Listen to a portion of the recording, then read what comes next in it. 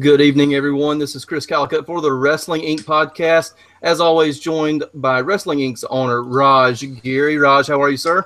Good, man. How are you? Doing well. And as always on Monday Night Raw, professional wrestler extraordinaire, Mr. Matt Morgan, how are you? What's going on, buddy?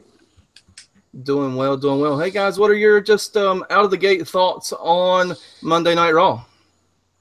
Good, Rush. I thought it was pretty good for the first 2 hours. I thought the opening segment with Lesnar was hot. The Big Cass Enzo thing was interesting. We'll get into that. And for some reason, I dug Elias tonight. So, and then the Cena versus Reigns stuff, I thought that was really cool. Yep.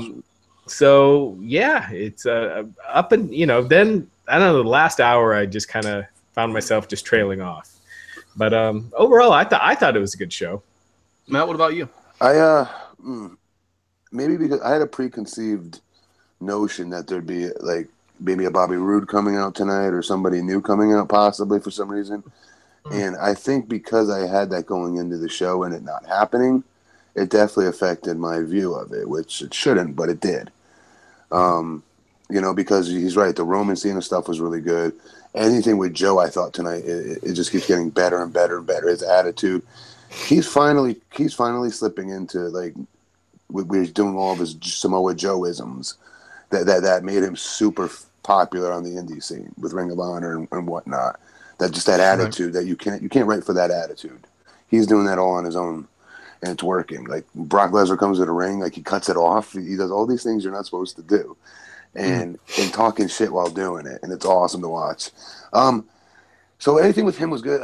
Braun Strowman stuff with Brock was awesome. Brock is doing some great stuff right now, man. Getting people over, man. So I don't know. If you had to give me a letter grade, I'll give it to you at the end of the show, but it was okay. Sure. And starting off the show, you did have your Universal Champion Brock Lesnar still with the company, of course, last night.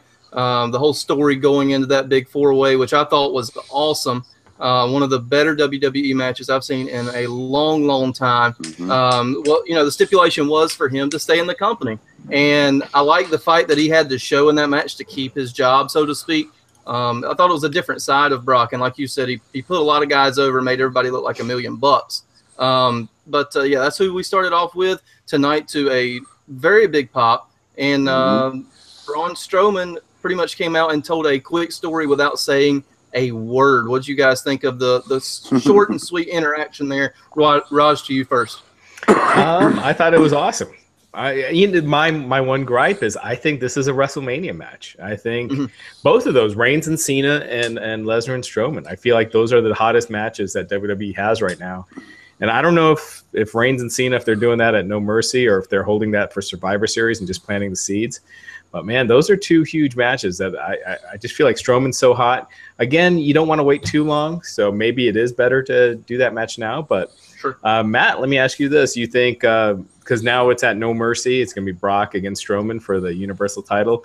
You think Lesnar should win there or should Strowman go over? I think Strowman needs to keep steamrolling because Brock did something. It's a tough call because the thing about Brock that makes him, I think the fans get the vibe that those goosebumps that they get when his music hits is he's a real badass in real life. So what's the word? The veil has been lifted, if you will, from being indestructible, right? Last night especially, it was put out there. For typical babyface stuff, he's doing great. He's selling. He's actually got sympathy. Brock Lesnar actually had sympathy. Something that's like you would think would be unheard of and impossible to get for someone like him who's legit in real life. Meaning he's selling and people are actually buying into it and feeling bad for him. So from that side of it, he's doing a great job. But from the other side, the veil's been lifted. He's no more Mr. Unstoppable. So I think you got to keep going strong with Strowman because it hasn't been lifted off of him yet.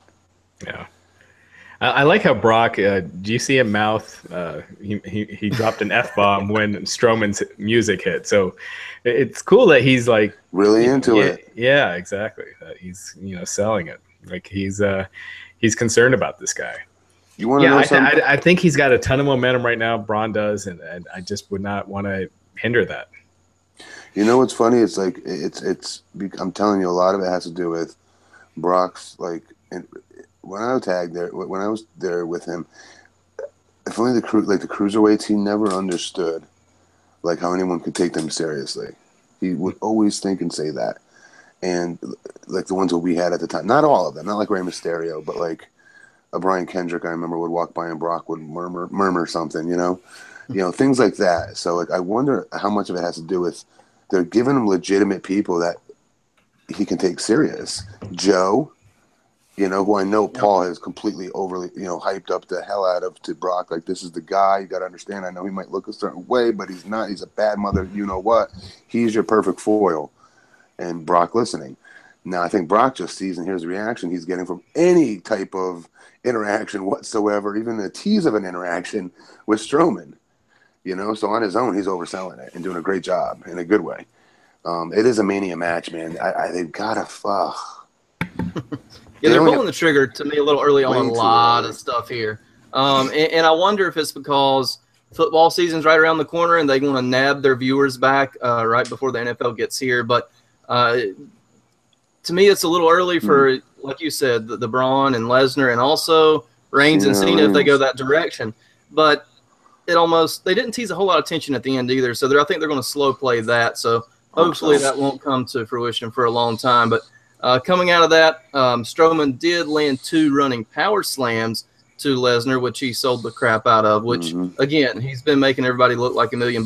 And Brock looks like he's having fun lately, which is different, compared to one of his first return runs. But he looks like he's having a legitimate good time right now. Yeah. So. Yeah, absolutely. After that, we go to a plug for Enzo Amore and Big Cass, which we got to right after the break. The big street fight, the Brooklyn street fight that Enzo cut a big promo on and then brought out the grocery cart. Was there a symbolic shovel in there? Did anybody see that for Enzo? Yeah, I mean, they were having him just get killed out there. And I'm sure there was supposed to be more of that. And then Big Cass legitimately got injured. You know what's sad? It's the one time Enzo gets offense and Big Cass, he gets offense is one time in that match, and Big Cass gets injured. What's his injury? They're gonna have him have an MRI tomorrow, but his leg. Wow. Yep, and I did have somebody message us pretty much right before the WWE released his injury that there's probably going to be an MRI, and the guys backstage seem to think it was the ACL injury, but nothing confirmed yet.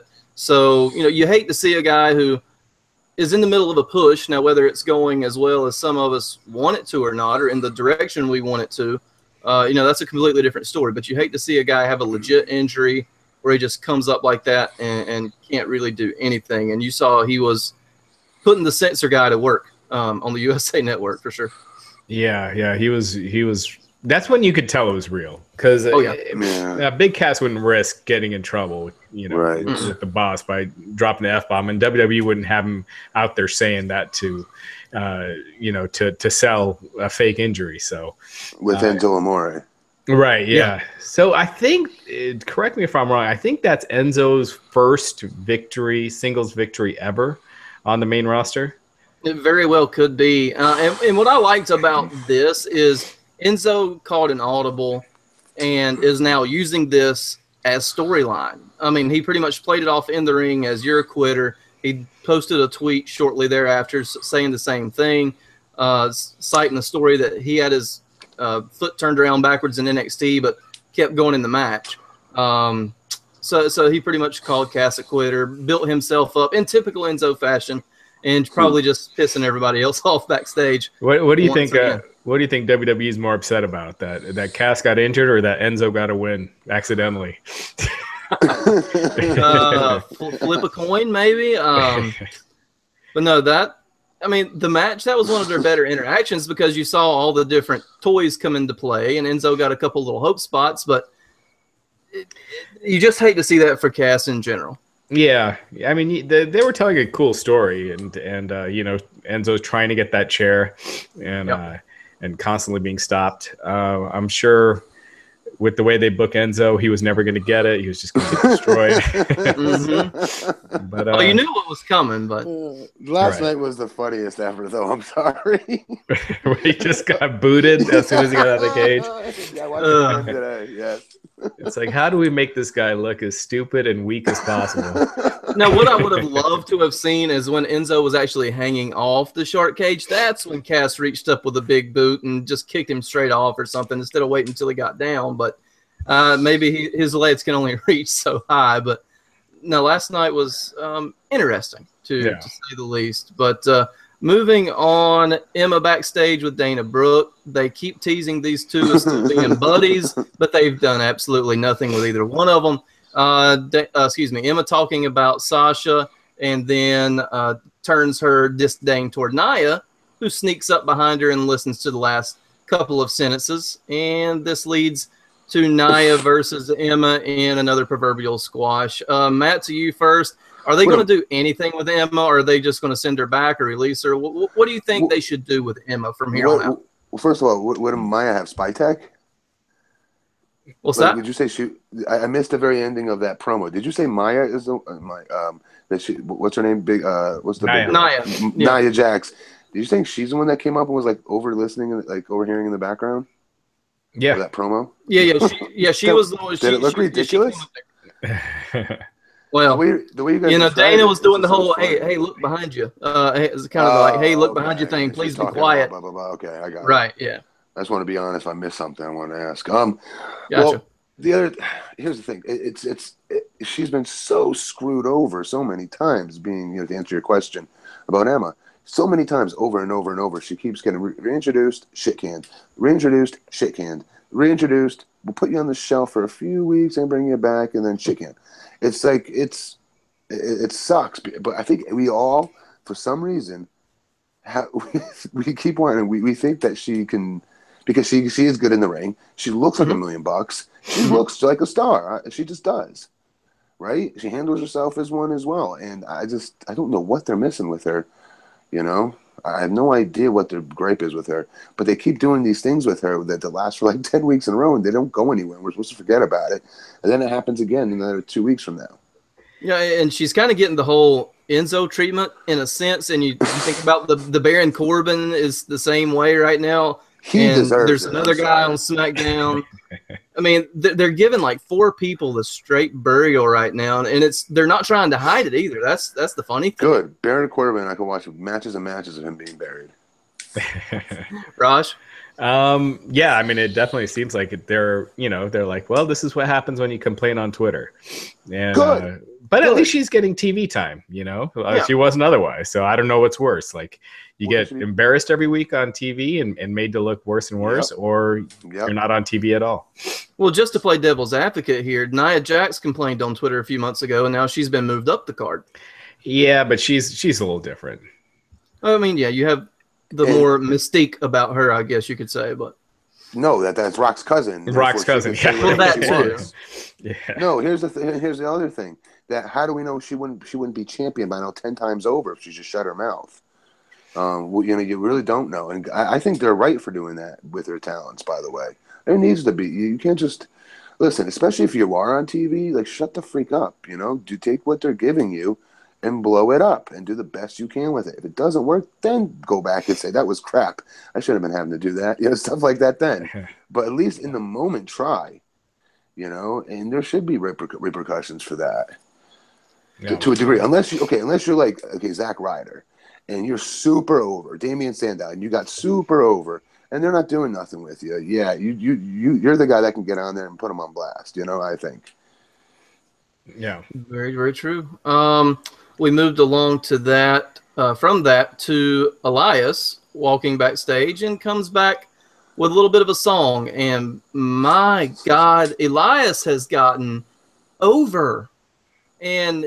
I mean, it could be this crowd, though. That too, but and it happened last night too. But it's a situation where he's been 10 times better, gimmick wise and wrestling wise, on the main roster to me than he ever had the chance of being on NXT. Yeah, he seems like he's really savoring it. Like he's really like he's composing himself like a star. Mm-hmm. You know, I don't know how long the guitar thing, you know, what kind of legs that has, but he doesn't seem intimidated out there. He seems like he knows what he's doing, and you got to, you know, just having that poise and everything. It's huge, and I think I got a kick out of him tonight. What was his name on the indie scene? On the Indies, was he ever on the Indies, or did he go straight? I think he's more of a WWE project. I don't think he was very big on the indie scene. Indie scene at all. I think he's more of those, again, like a Baron Corbin type that they built from the ground up. And the dude has the look. I mean, yeah, he's got a really cool. I mean, he looks like Randy Savage, kind of, you know. Yeah, but bigger. He's big, dude. Yeah, he's a big dude. I mean, you get rid of the mid card gimmick, and you could have, you know, he's not great in the ring, but sometimes once you get that confidence, you know, he's things improved. happen. Yeah. It does make you improve in the ring. Yeah. Yep. So, and he went toe to toe with none other than R-Truth tonight. None other. You know, the rap sensation himself. So the rap battle, music battle, Elias wins. Pretty quick match. Any thoughts on this one, guys, at all? I have no problem with this. I like him kicking people's asses right now. Yeah, I thought this was an entertaining segment. I liked the whole thing. I liked Elias. I liked the song. I thought it was funny. And, you know, with R-Truth, it shouldn't go long. So it went short. I mean, and it did its job. It got Elias some steam. So I liked it. Yeah, this was pretty definitive. Hopefully it does not continue for the foreseeable future. After that, we went straight to the top of the 9 o'clock hour, where Kurt Angle unveiled a new superstar to Raw, and that was John Cena. And Wrestling Inc. has been sort of touting and reporting this move for a long time, but they made it official tonight. All right, so Matt, let me ask you here first. Besides the whole Roman thing, do you think he has another big purpose on Raw other than the Roman match at this point? Yeah, I knowing John and knowing his relationship with Joe, I'd be very surprised not to see a feud between those two. Very surprised. And I think they almost need to do that to crisscross almost, so they could get. That's one way they could get to Roman versus John at Mania. Is if you're not going to do anything with Joe by pulling the trigger on putting the belt on him, right, with Brock, which is what they should do. Then have him work with John. John can afford to lose the Angle to Joe, no problem. He could still make it out of there and still work Roman Reigns at WrestleMania. Yeah, I think that'd be a great buffer feud. You got the tease right now for Cena and Reigns, and then you move on in other directions. I'm not sure where you go with Reigns right now. He's there's kind of no one open. What would be cool? They put him in that tag. You know what I mean? Just for like a quick minute, the reunion. Oh, that would be awesome if they got him involved with the Ambrose. Yeah, nice. Yeah. What I like about I can see them doing something with like Elias and Roman, just because they got nothing else for, you know, they're building Elias and they need someone for Roman to beat. So I could almost see that. And Glenn and I have talked about this on the Wednesday shows. Self-aware John Cena has sort of made an appearance lately, where he's acknowledging the boos. He's sort of this dancing bear type of, hey, I hear your boos, and I'm going to dance with it. I'm going to brush them off. I'm going to make fun of it. What do you guys think of that little character wrinkle that he's been showing the past few weeks? I've said, knowing John, I've said this from day one. Trust me when I tell you those boos bother him. He's had to endure, maybe not now because he's had to endure them for so many years, but I'm telling you, I guarantee you, it broke John's heart the first time that crap started happening and wouldn't stop. John's the type of dude that needs to be, at least when I knew him, he needed to be number one. He needed to be edgy. He had to be the cool kid in the room. You know what I mean? No matter what room you were in, he had to be the funny one and the cool one. So he had to be liked is what I take from that.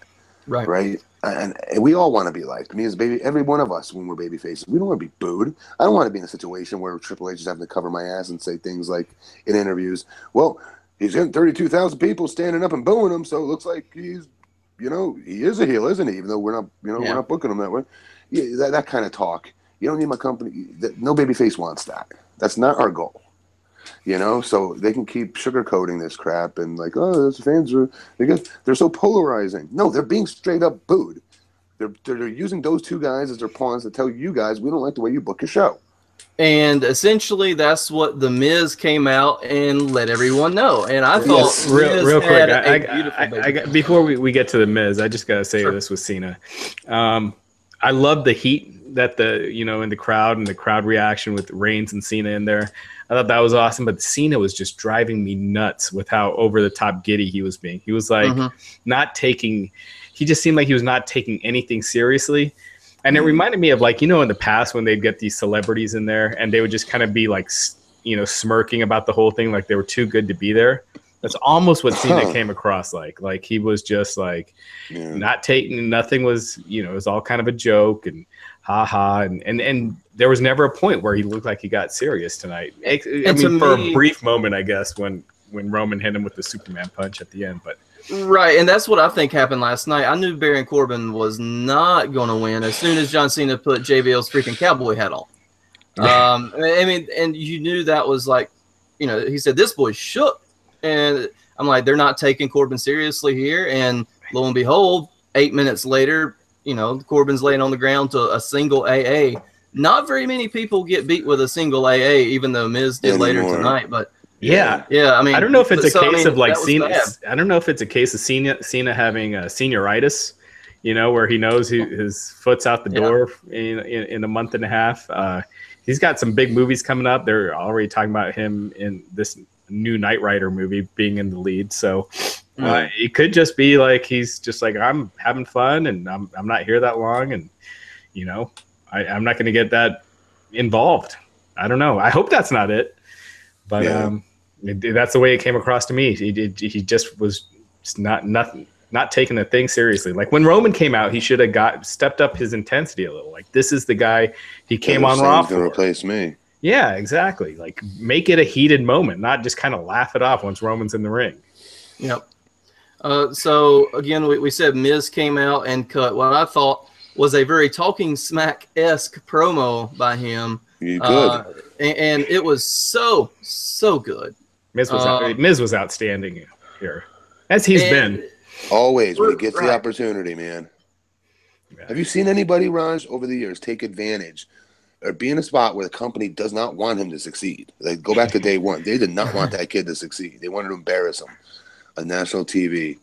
I mean, have you ever seen anything like that? Nobody gives him enough credit for this. Think about what he's done. I was there. The whole locker room hated him. Hated him.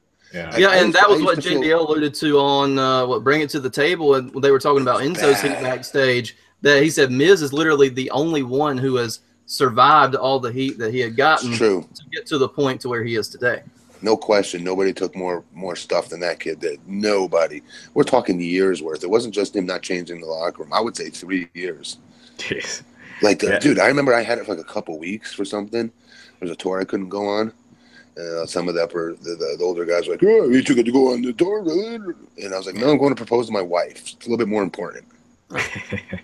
And I got heat for that. Anyways, so corny. I remember saying, I was like, that's the corniest thing ever. If you want to go in the parking lot and handle it with me, we can handle it that way. I go, we don't have to have this little childish crap that you guys do back here where you talk shit behind my back, how I don't want it, and all this other crap. Right. Yeah. No one will say shit. Anyways, I just What's the worst backstage heat you think you've ever seen? Because Enzo, it sounds like Enzo's really bad right now. Would you say it was the Miz? Miz was so unjust. It wasn't even fair. It was just because it's reality star. Let's get him, guys.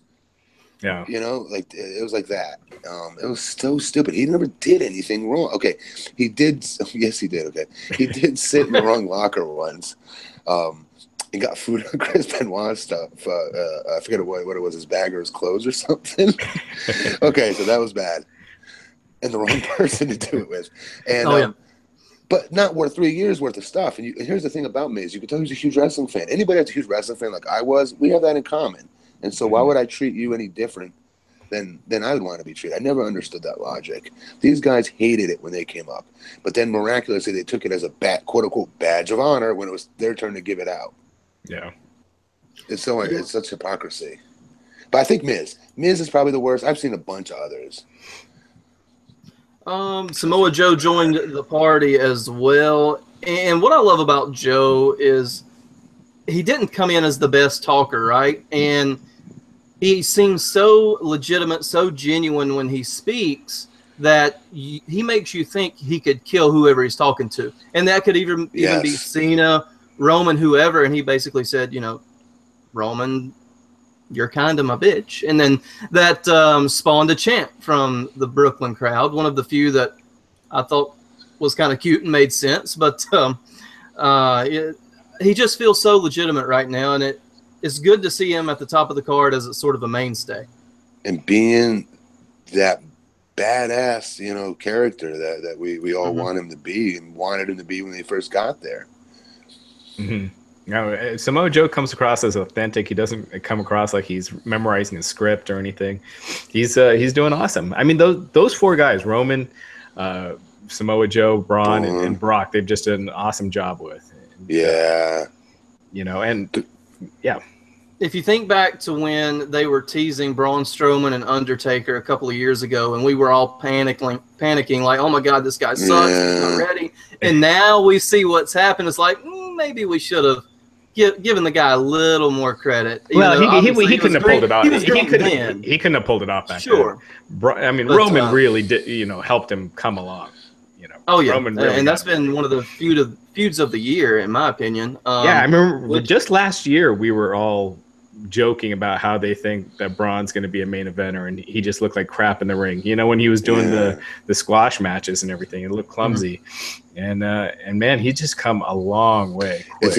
It's an example what you said earlier about if you get an opportunity to wrestle toward the top. For some reason, it works this way. You become more confident. And once you become more confident, your in-ring work gets better. I don't know how to explain why.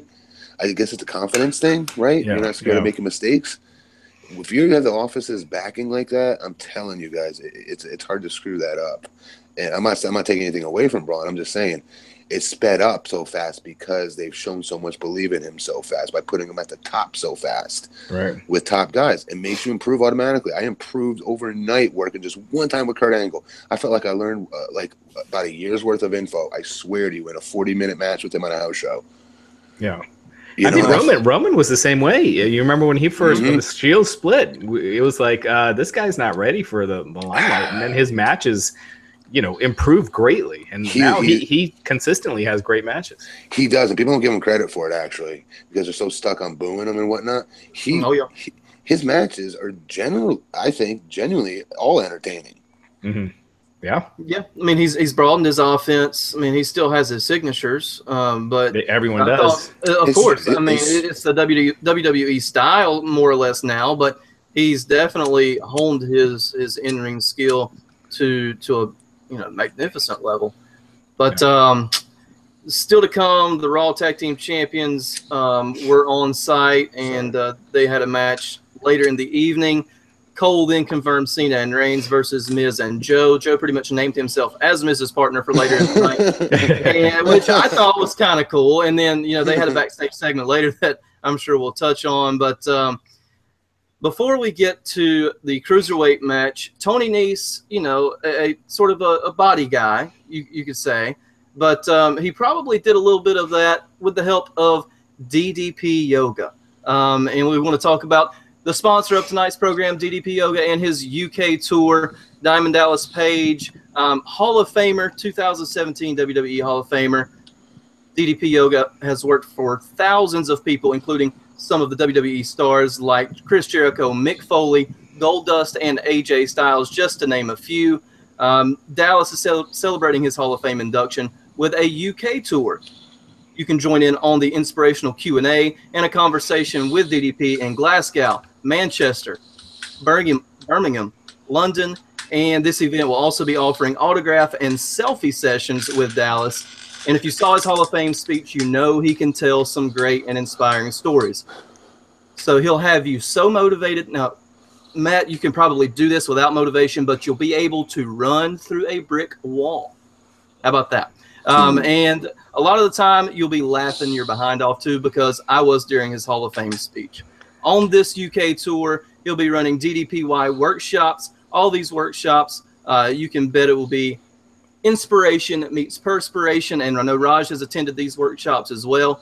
His inspiration is infectious. because Dallas really does care about you and hitting your goals. He walks around, introduces himself to everyone, closes the workshop, gets a personal selfie. You know, you get all sorts of cool stuff, and it's all those in all those locations that I mentioned before. So here's what you do. Go to ddpuktour.com to reserve your spot and find out all the details. Now, if he's not going to be in your area over the pond anytime soon, you can get the DDP Yoga Now app. The beauty of the app is that you can it goes right to your cell phone or your iPad, straight to your TV. The app has everything, 150 workouts, live DDPY workouts from the Performance Center, healthy, great tasting cooking shows, and endless motivation and inspiration. You can access them all on your phone or tablet, very, very easy, and you get a little bit of extra incentive because he is running a sale on DDP Yoga. Right now, you can get the app and all of the DVDs for 20% off. That's 20% off all of the DVDs and the DDPY Now app. Take advantage of this summer sale on the DDP Yoga program when using the promo code SUMMER17. That's SUMMER17 at checkout. 20% off the DDP Yoga Now app and the DVDs. Get the program and take advantage of this sale. 20% off. Go to ddpyoga.com for all the details. SUMMER17 is your promo code, and we appreciate them sponsoring the program. So, jeez, Chris, Roger, good Lord. I know, man. You got to get it all in, man. You got to get it all in. But Raj, I want to see Raj. Hang on, I want to see video footage, proof of Raj attending a DDP workshop. All right, I will text you the photo. There you go. I mean, I was there as a guest. I wasn't there as a participant. That's what I'm saying. Loophole. But I did try it out. My wife and I both did it for a while. My wife is a yoga instructor, and she was really impressed with it. I mean, she was like she teaches. She's been teaching for about a year now, and she was really impressed with some of the techniques and how he's incorporated it and modified and evolved it to not be like what you expect yoga to be, but his own style. But yeah. Yep. Very cool stuff. You've heard of legends, the Scott Halls, the Jake Roberts, and the DDP Yoga changing their lives. So, and plus a lot of the current superstars using it. So we thank them for being a sponsor of the program. Like I said, Tony Nese, the body guy, he joined his fellow heels in the cruiserweight division. Arya Daivari, Noam Dar, Drew Gulak versus Rick Swann, Cedric Alexander, Mustafa Ali, and Grand Metalik. Has Grand Metalik been on Raw yet, or was this his first time? I want to say second. He was on 2 weeks ago, I think. Okay. I think he's been back on Raw since he's returned to the division. But hey, real quick, why do you call him a body guy? Just his physique, man. You like his physique? Well, he's good. He's ripped. Fella. Dude's got like a 12-pack. I know you're coming off your competition Saturday, but for us, that's a great physique. Let me just state for the record that he is right now. He is a Your Nutritional Blueprint customer of mine. He actually he eats off of my food prep service company. Oh, nice. The best food you can get, people. Healthy food. You're eating pizza and pastas, and you think you're cheating, but you're not. Send them our way. Yeah. Mm-hmm. But random 8-man tag here just to fill a few minutes on the show. The crowd kind of made this match. Like they were really into it. This was the most into a cruiserweight match they've ever been, and Grand Metalik kind of got, and they weren't into the cruiserweights. They were doing the wave and all that stuff. I was about to say it was a beach ball and a wave, but I'm not sure it was the match necessarily. Yeah, but Grand Metalik got him back when he did that, springboard on the outside, and then they were in the match after that.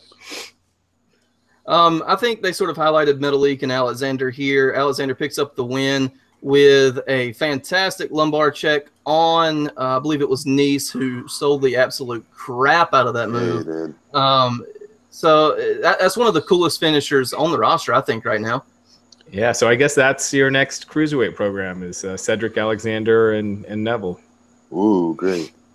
I mean, that one I've been looking forward to the whole time. I've been waiting for Cedric to get to the top of this card, so I would be interested in that feud. So we'll see if they finally keep the title on Neville, or we're just going to play hot potato. Yeah. So Charlie Caruso backstage with with Neville. and then Tozawa and O'Neal interrupt. Titus says that they'll have a rematch on 205 Live tomorrow night, and that was made official later on. So who do you guys have tomorrow night? Do you have Neville retaining or another hot potato? No, retaining. Yeah, this is their way to just blow off the feud without having to, go all the way till the pay-per-view. Tozawa shouldn't even want it to begin with, but whatever. No, and yeah, I think that might have been to draw more eyes to the pay-per-view or give Neville the pay-per-view win. But I mean, it wasn't necessary if you were just going to take it right back off of him. In my opinion, you don't need to beat him. He lost a little bit of what he had built because of that one little bitty loss. Yeah, it sounds stupid. Like, losses shouldn't matter that much, but in this case, it does. He was unbeatable. He was beating Austin Aries, by a centimeter in those matches, right? So, like, and then this guy just pops a win up out of nowhere. Yeah, it's one of those. I think they book it that anything happened in WWE, anything happened on Raw, you don't want to whatever. You don't want to miss it. That crap. Yeah. Yeah. Kurt Angle backstage with Jason Jordan. They sort of have this friendly interaction. Kurt does an amazing Jordan job wants with a this, match tonight. Kurt does a good job with all this. Have you seen him in like those fake shoot interviews and stuff? Yeah. Like, he looks so believable. He thinks that this is his kid. and sometimes Kurt comes off as cheesy, but in this particular storyline, I think he's actually done really well with it. He was super uncomfortable with, he called Asuka the other night on NXT TakeOver. But so you can tell he didn't exactly follow the NXT product. Well, you can tell Michael Cole sounded like he doesn't follow 205 Live. There was like something where he was asking Corey Graves something about a storyline on 205 Live. I'm forgetting exactly what it was. Yeah, and then Graves told him, "Hey, why don't you join us?" And then silence. So that's my reaction. Yeah. But Jordan wants some stiffer competition, even though he got pinned clean as a sheet on the pre-show. But he wants Finn Balor, of all people. Yeah. Finn freaking Balor. Yeah, so they put him against someone that he's guaranteed to get booed against. So I think this is all the beginning of a heel turn. Like, maybe he keeps losing, gets frustrated, keeps trying to get his dad to get him easier matches or something. But it leads to him being a heel, because as a babyface, this is not working. It's not. No. Me and Raj were talking before the show started, and we stopped because I wanted to save it for this show. My thought was, it's that what Raj just said. It's one of two things: either that, or they're legitimately doing what they should have done, in my opinion, with Roman Reigns at the beginning of his push. Have him lose a bunch, not by a lot, but give it his all, but come up short like 5 or 6 times in a row with 5 or 6 different guys, and that way the crowd has no choice but to eventually get behind you somewhat. They seem to get your ass kicked enough where you're like, okay, it's time for this guy to start fighting back, and they start cheering for you. That's the goal. I know it's 2017. It doesn't always work that way anymore with these fans, but that's the psychology. I think they should have done that with Roman. And maybe they're doing that with him, with Jason Jordan, as far as making us emotionally invest more by going, all right, yeah, it was kind of annoying at first that he came, all of a sudden he has superpowers because he's Kurt's kid and he's winning matches and he's on friggin' semi-main event matches on Raw all of a sudden. It's a lot to take. So they shit on it. And his cheesy smiles and his cheesy promos, and it's almost too good to be true that he's a good guy with the crap he was saying, which goes to Raj's point, like, this has got to be going toward a heel turn, it can't be this cheesy. Yeah. But and this is the case where I think they're actually reading the crowd correctly, and following what the crowd. If they turn him heel, yes. If that's what we think they're going, if they're not, they think like this is working, then they're not. We're supposed to slowly get behind him because he's losing. That is. I'm telling you, they're thinking if this isn't a heel turn. Yeah, and with that, I mean, he did have a great match with Finn tonight. He looked so good. Yeah, he looked awesome. No, the match was really good, and I think part of that, is Balor, but Jason can hold his own in the ring, and we know he has one heck of a hot tag. I would love to see him in more 10, 12-minute matches to see how he can work things over and that kind of thing. But I think he's improved as a singles. Let me tell you how good he is, you guys. At the Performance Center, anytime a star would come in, Billy Gunn, back when Dusty was still here, and when somebody would come in for the day, Scott Hall, Jason Jordan was always everybody's first pick to go through those movesets with to show the class. Every time. Jason Jordan is immaculate in that ring. He doesn't screw up. He doesn't mess up. He's nothing like Bobby Roode as far as charisma and character goes, but as far as never messing up in a match, that's Jason Jordan. He's so goddamn good in the ring. So it's cool to see him get a character finally, because he doesn't have that naturally on his own. Yeah. Right.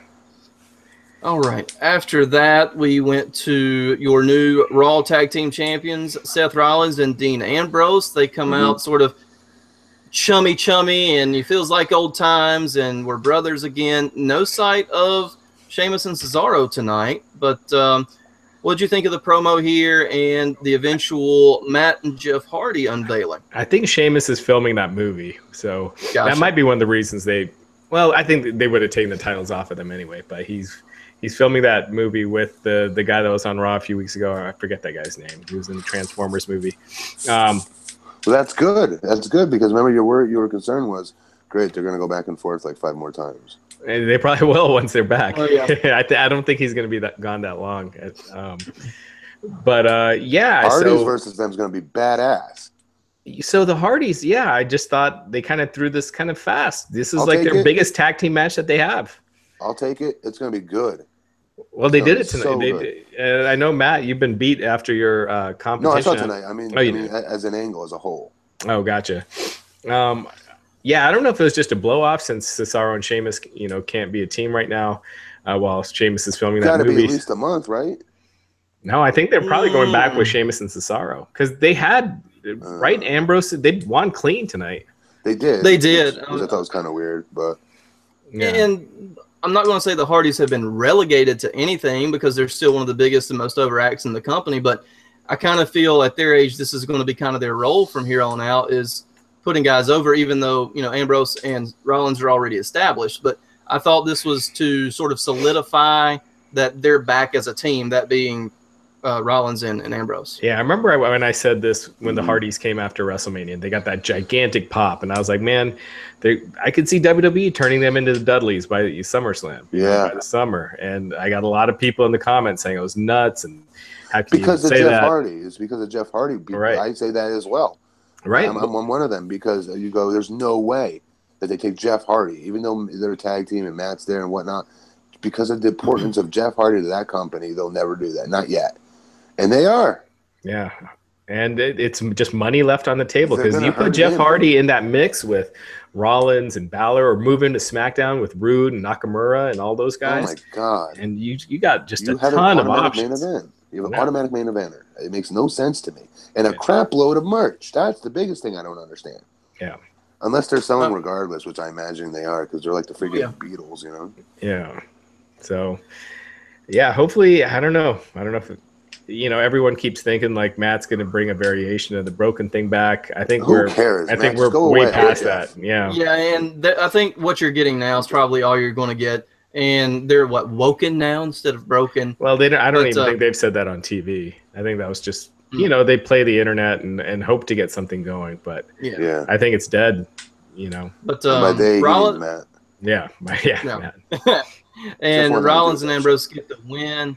But did you guys see the heart attack sling blade during this match by Rollins and Ambrose? I thought that was a very cool move to add to their repertoire as sort of a tandem offense. Definitely. Sweet. Yeah. All right. Up next, the champs stand tall. Then Cole shows us what happens between Strowman and Lesnar.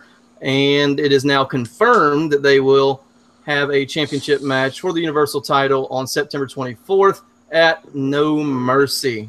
So we got 5 weeks until the next pay-per-view. That's a lot of time. How many Lesnar appearances are advertised, Raj, between here and there? Do you know? He's on Raw next week. And then I think it's, and they usually add them as they go, but for sure he's there next week. And I think he's got one more that's booked. It's somewhere on the site, but yeah. Okay. And backstage with Samoa Joe and the Miz Raj, I thought this was a clever little segment as Miz rallies the troops and tries to tell Joe exactly what he's going to do. And then Joe's like, nah, man, this is what we're doing. And everybody's like, okay, you got it, boss. You got it. I thought, again, this sort of reiterates what we just talked about earlier. Joe is so believable. Miz turns back into the chicken shit heel a little bit. Yes. And this was a neat little segment. If Joe wasn't who he was, I'd like to see more of him in The Miz. But because of who he is, I think it would just kind of water him down a little bit. So it would. But it was really entertaining. I love that segment. Yep. Up next, Sasha Banks comes out with her new Raw Women's Championship, now a 4-time champion, which puts her in some pretty elite company, and takes a few shots at Alexa Bliss. And Alexa comes out Sasha wants her rematch, tonight if she really wants it. Alexa says it's for next week, which we later get confirmed. Sasha, to me, got more into her here's what I'm talking about, because they gave me a script type of Boston accent compared to what we see during her regular interviews. And I really hate that they differentiate that. Raj, what do you think about just sort of her differentiation of character and sort of how they use her in these promos? I thought her promo was fine. I just thought, this crowd was, at times I thought it was fun that they were loud. At times they were annoying as hell. And, just they were like a post-Mania crowd where they're kind of there to entertain themselves. And and then WWE did some stupid crap tonight, like when they, shot them with the beach ball. And, with Cesaro, when he ripped that beach ball up, I loved it. But at the same time, it's like, man, now they're going to bring that should have been the all the time. Yeah, why not? I want my beach ball on TV. Yeah, exactly. They're like, oh, and then it happened again. Not this time. They showed the fan with it. So that was just stupid that they did that. It is, but it's them thinking they're like living on the edge here we're shooting, brother. Whatever the fans are doing, we're going to shoot. Well, I think part of it was Cena. Always a good idea. I think part of it was Cena acknowledged it. Again, it was that whole senioritis. Not, everything's a joke, and he's all laughing at the beach ball and getting mad at security for getting rid of it. And I felt like the camera had no choice but to show it because, that's what Cena was doing. Because that's John's act. I forgot. He wants everyone to come and have a good time. Even if it's at my expense and you say you hate my guts and hope I die, it's okay. Bullshit, John. So these crowds, I don't know. I like that when they're loud, but when they try to just get into it for themselves, and I felt like they were doing that with Sasha, like they were just kind of being pricks to be pricks. And a little bit of that, they would be chanting, "We want Sasha." If that was right. And a little bit of that too is it guilt by association, because even the NXT crowd, when Bayley went for an interview, they booed her. So I wonder if it's a little bit of guilt by association where Alexa got the bigger pop tonight. I don't know what to say to that. I mean, that's what happened. The crowd was very weird. Yeah, I don't think you can judge future booking by this crowd. What the reactions are going to be. So it's not what it used to be. Vince McMahon Sr. used to say, if you can make it in MSG, I mean, that's a great gauge that you can make it anywhere. It's not like that anymore. Yeah. The crowd is too different in New York right now. Yeah. And they hype the main event for later on in the evening, and we go straight to Jason Jordan versus Finn Balor. Balor picks up the win here. Again, clean, but a competitive match where I thought both guys looked pretty good. And Balor looked kind of legitimately pissed after this victory because of the crowd sort of taking ownership in their match, not really paying attention to what I thought was a more than satisfactory match. Definitely. I thought it was a really good match. It was. I thought Jordan looked really good. Finn looked great. There was nothing wrong with this match, except for, like you said, the crowd was just, just like at some point it's like, just shut your mouth. Like, why are you there? Yeah. You paid your money. What are you doing? Right. And then you'll have some people say, you don't go to a football game and start just chanting stupid crap and acting like you don't care about what's going on the field. It's a massive waste of money. Trying to steal the quarterback's camera time. Right, yeah. Seriously. And people that say they paid their money so they can do whatever they want to, shut up. You're not there to get yourself over. You're there to watch a product. If you didn't, then just go back home. You can chant through your television. There's no business being there. If you love I paid my money at the opera. If I'm acting like an ass, they're going to kick me out. Rightfully so. Exactly. It's the way it should be. It's like, if you guys claim you're wrestling fans, you're real wrestling fans, it's not what's best for wrestling. So why take part in it? Why hurt it? If you love it so much, it's because you don't love it so much. It's trendy for you at the moment, and you're getting a ticket. You're wearing your little Bullet Club shirt, and you think you're cool, and and that's what they're doing. And by the way, I have Bullet Club shirts, but those shirts are awesome. They're the best. And I'm not going to shows and disrupting them though. Right. It's so stupid. Yeah. Now, the only reason... Oh, sorry, Raj. Go ahead. That smart-ass attitude that could get really annoying after a while. Yeah. Okay. The only reason I bring this next thing up is because I want to get an official movie review from our own Glenn Rubenstein later. WWE Studios movie with Bruce Lee or on Bruce Lee. What? Yeah, they're coming out with like a Kung Fu movie, the WWE Studios are. Oh, Lord. Yeah, So, it's based on this famous Bruce Lee fight. I remember reading about it back in the day, where this guy was mad that Bruce Lee was teaching, kung fu to white people, and Bruce Lee had to fight this guy, and if he won, he could continue to teach to white people. And so, and that was a real thing. That was a real. It was a big fight. They did it untelevised. Only a few people were there. It was a famous. What was the fight. guy gonna do? Like go into his dojo and like stop everything?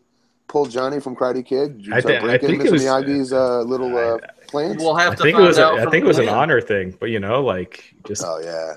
But, yeah. So anyway, I love Bruce Lee stuff. I used to watch. Not with them associated. Exactly, that's the thing. But when I see WWE Studios, I would probably watch this if I did not see WWE Studios associated with it. I'll watch anything with LeBron James and Michael Jordan, right? And right now, what's his name?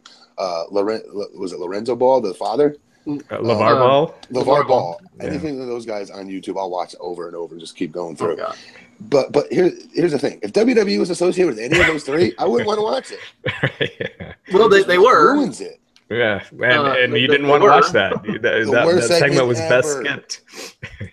Even The Miz couldn't make that entertaining. Right. That's how that was. But anyways, main event time: John Cena, Roman Reigns versus The Miz and Samoa Joe.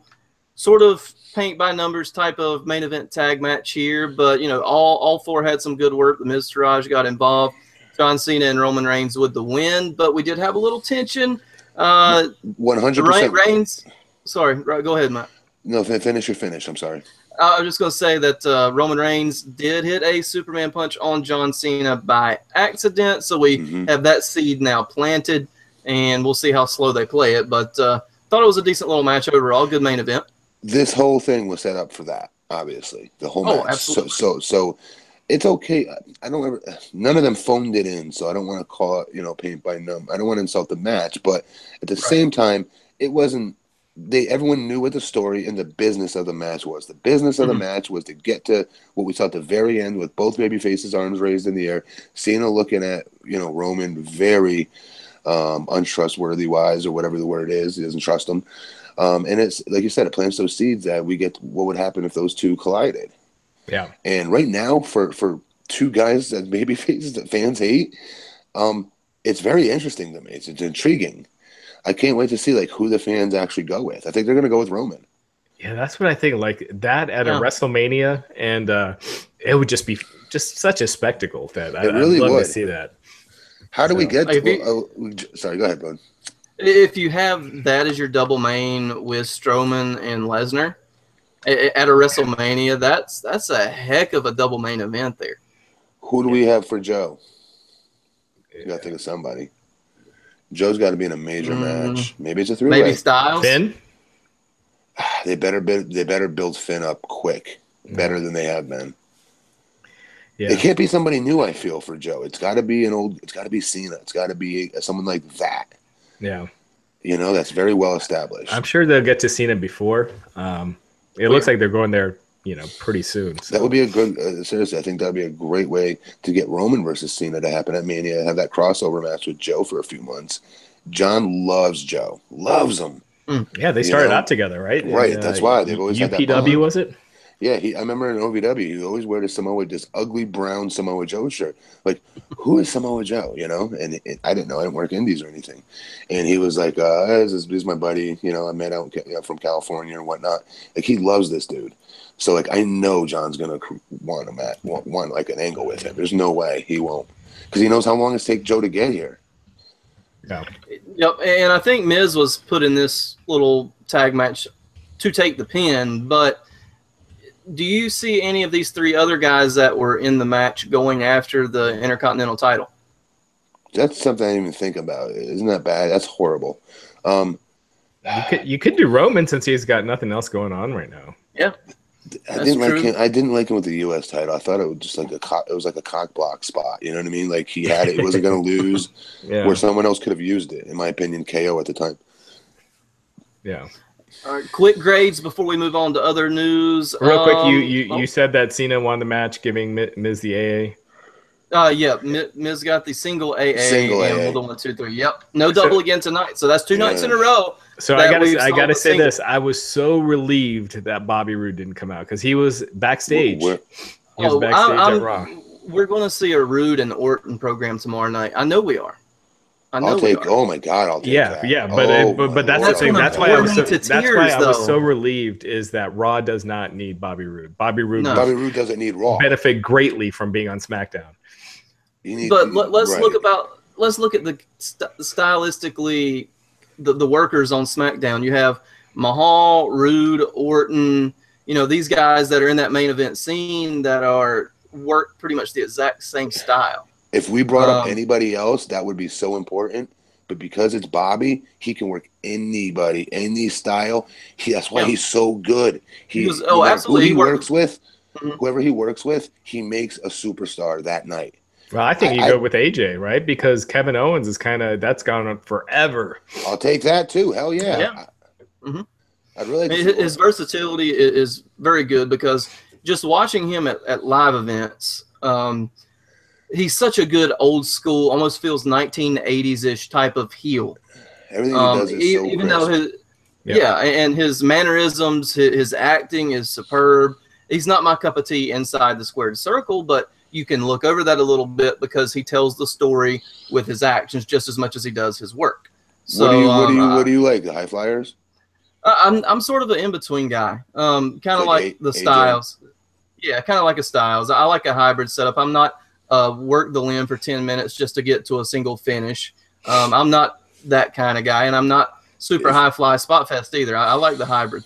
If you guys wrestled, I swear to you, if you wrestled for like a month, no, longer than that, where you understood the basics, got through all that, learned how to bump, and then eventually learned how to work a body part, I'm telling you, you'd have a whole different outlook for somebody when it comes time to working a body part, because it's so hard to be creative nowadays to work said body part.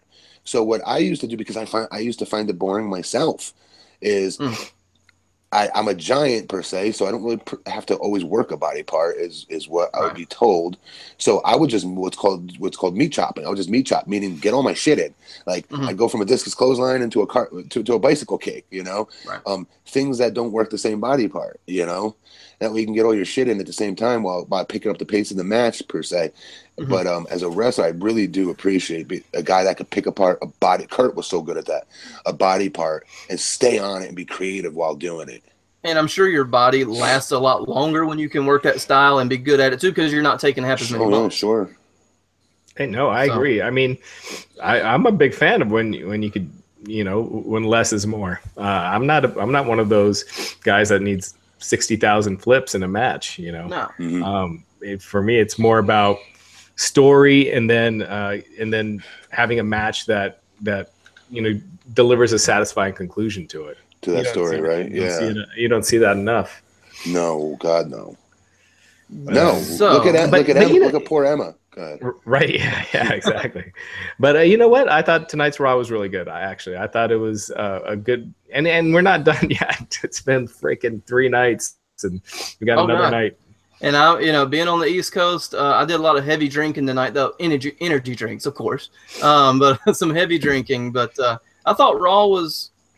It wasn't bad, but it wasn't great. I mean, the crowd had a lot to do with that, as it did, I think, in SummerSlam, because I thought SummerSlam was pretty solid from top to bottom, with the exception of a couple things.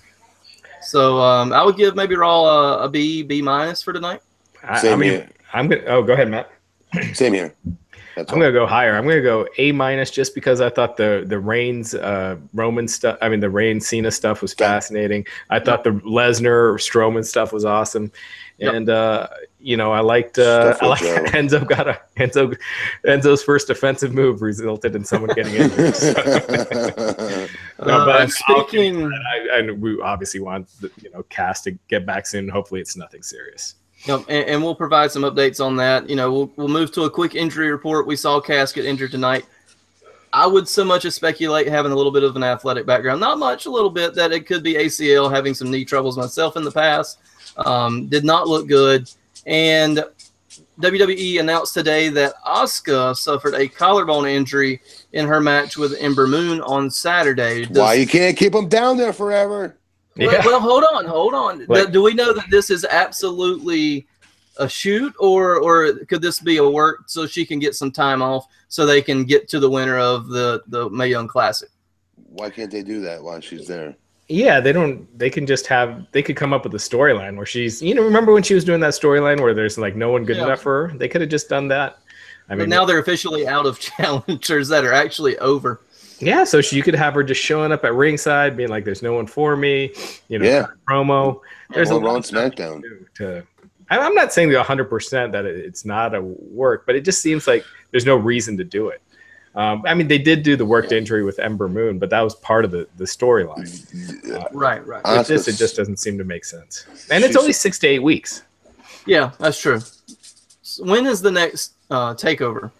So the next tapings are this week. So that would put her out of this next set of tapings, which presumably, which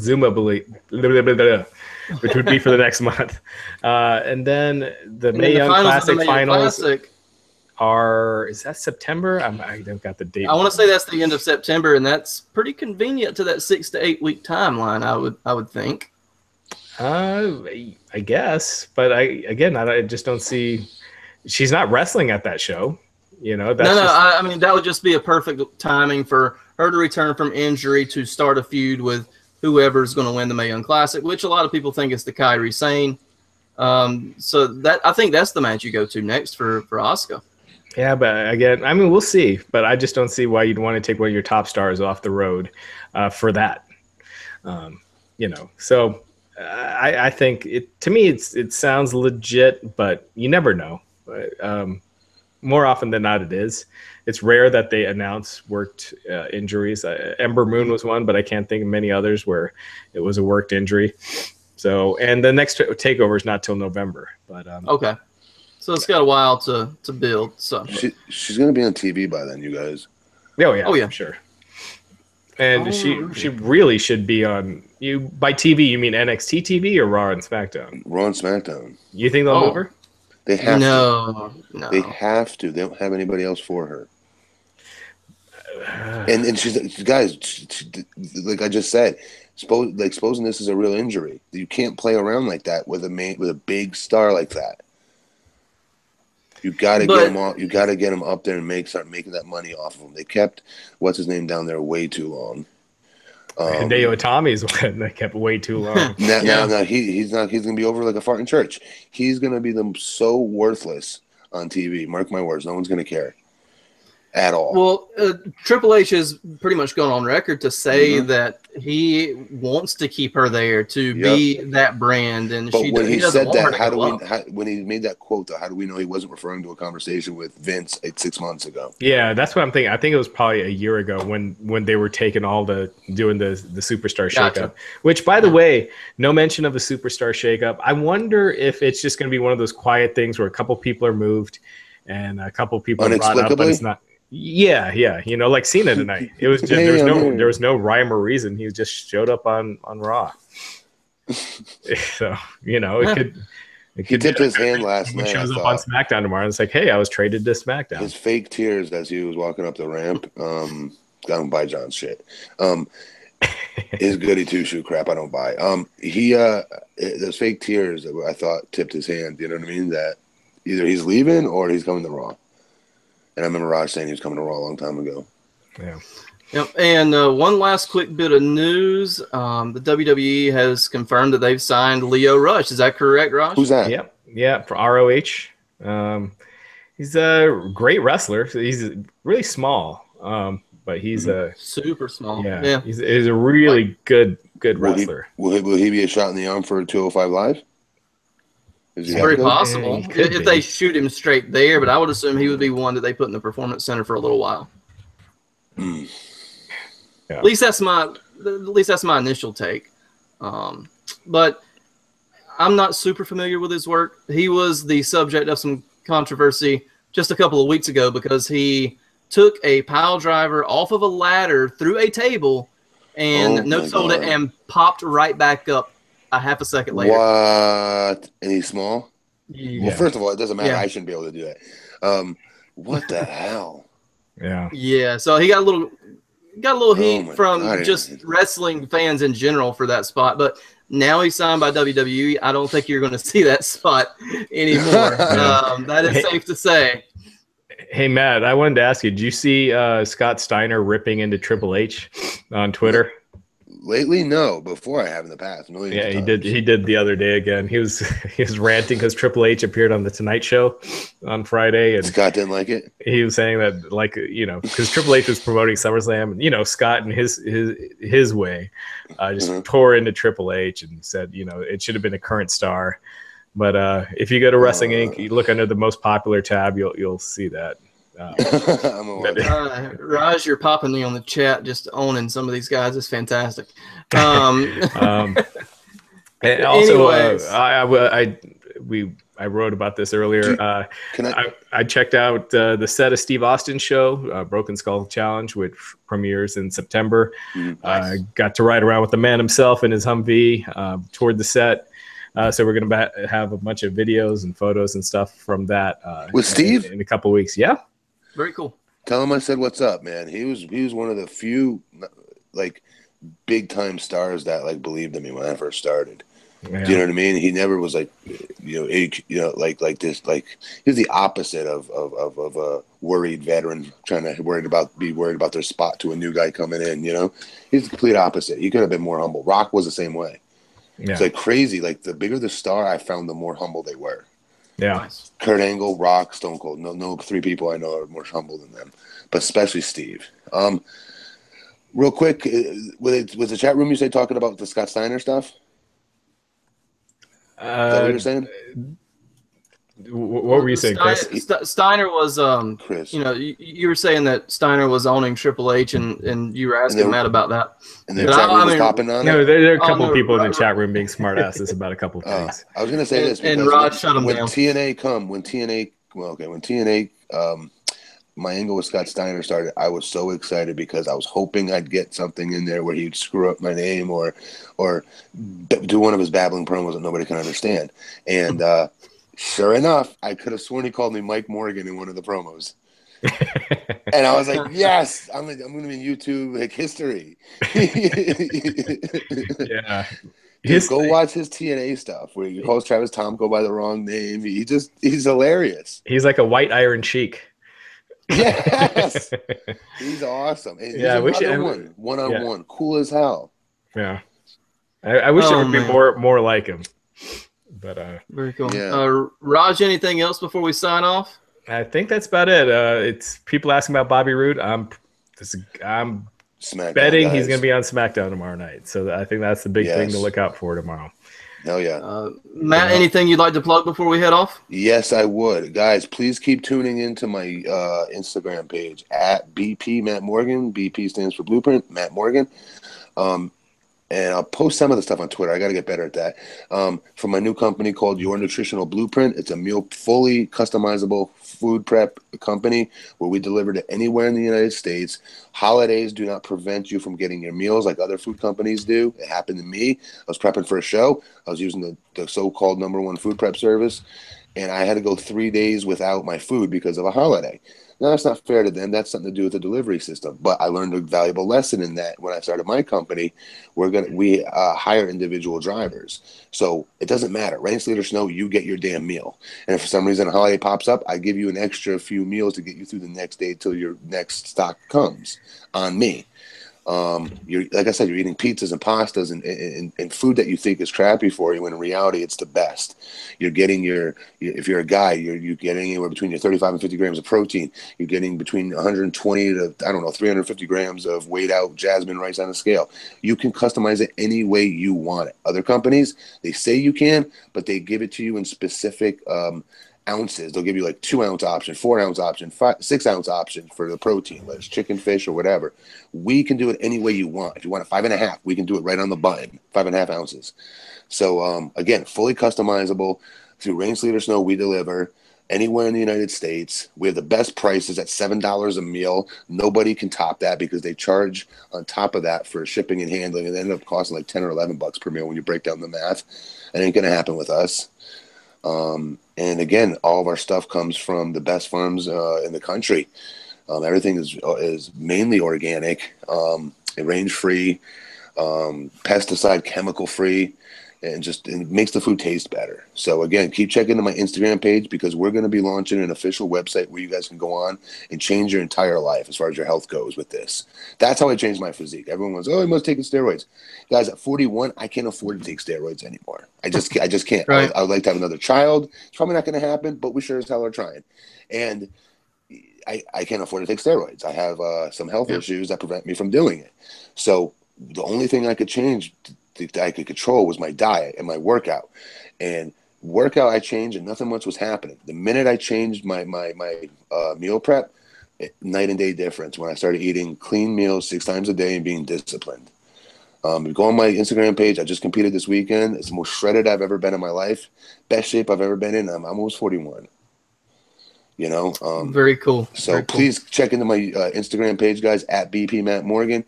And please, if you have any questions, DM me, and I'll get you set up with the plan. I'll even give you advice as far as what your goals are. Trying to bulk up, I'll help you. Trying to get shredded like I can help you on what to order. Matt, I might have to take you up on that, man. Yeah, man, absolutely. Yeah. I'm already 10 pounds down just by working on my regular stuff, man. But I might have to take you up on that as well. But and I want to put over something that Raj did today as well. The In Case You Missed It article I thought was fantastic. It covered a lot of this past weekend stories, so you can get caught up pretty much with everything in one article. Yeah. That was really, really cool. I thought that was a great idea. And we'll be back on Wednesday to cover SmackDown Live with who's our guest this week, Raj? Justin Barrasso of Sports Illustrated will be joining us to review SmackDown. And who do you ever beat? Yeah. So he's more of a co-host. You know, he'll be co-hosting with us. Cool. But we got some big guests coming up in the next few weeks. So I was going to ask, why don't I do SmackDown? What the hell? Well, you're working during that time, aren't you? No, not at nighttime. No, it's Wednesdays at noon. We do it. Oh yeah, sorry, you're right. But all right, guys, for Matt Morgan, Raj Giri, I'm Chris Callicutt. You have been listening to the Wrestling Inc. podcast. We'll see you back here next time. Have a great night. Bye, guys.